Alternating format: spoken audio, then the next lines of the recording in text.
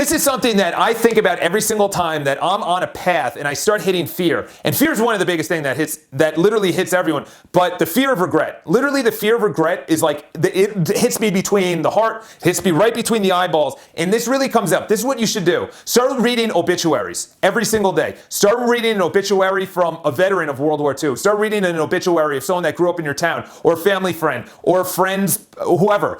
Start reading that, because then it really puts life into perspective, is that they cannot do anything anymore. They're done. They're out. Their time has concluded. And this isn't to be, oh, wow, that's insensitive. No, it's to fire you up, to literally look at it. Anytime, I just saw a post on social media yesterday of this woman, she's 102 years old. They literally brought in a video of her dancing, and she's never seen the video, or maybe she hasn't seen it in 50, 60 years. Someone just recovered this video of her dancing on stage on Broadway, and you could see she's incapacitated. She hasn't moved from her bed in years. And it's like, I'm getting the chills thinking about it. It's really, really sad, of people that just do not push their dreams or their fears because of they're just selfish. It's your ego that's talking. Your ego is saying, you're not good enough. You're not entitled. You don't have enough time. You're too tired. I just made a video about excuses. They're smarter. They're better looking. They were entitled. They had a silver spoon. You didn't go to a good school. You're too lazy. You're not smart enough. You can't wake up early. You can't go to the gym. You drink too much. Your social circle's not like them. Those are all excuses. The excuse is going to come when you have regret, when you're 95 on your deathbed and you're looking back at when you're 25, 35, 45, 55 and saying, you know what? I actually should have taken action. I actually should have went to the gym. I actually should have started that business. I actually should have approached that pretty girl at the bar.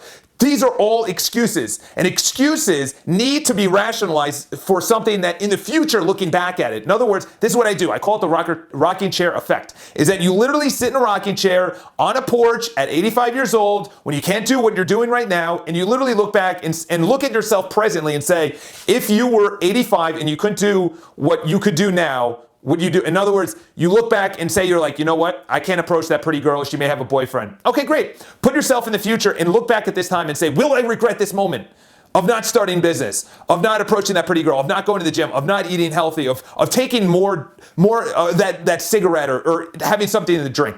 You have to look at yourself presently from the future. Will you regret this? And that's the question you have to ask. It's known as the rocking chair effect. That's what I call it, is that you literally look back on your life and you say, will I regret this? Will I regret right now in this present circumstance not calling on new business, not sending that email, not putting up a website? Please, I hope this helps.